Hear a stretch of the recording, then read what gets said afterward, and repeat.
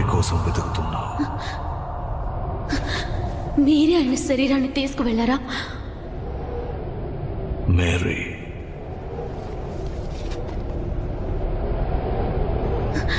Jesus, నేను తిరిగి లేచానని అందరికీ చెప్పు.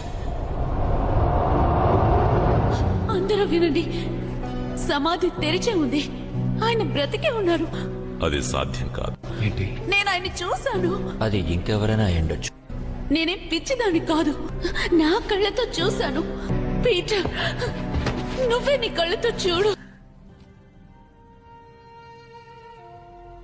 చూడు సమాధిని మూసిన రాయి దొరలింపబడెను.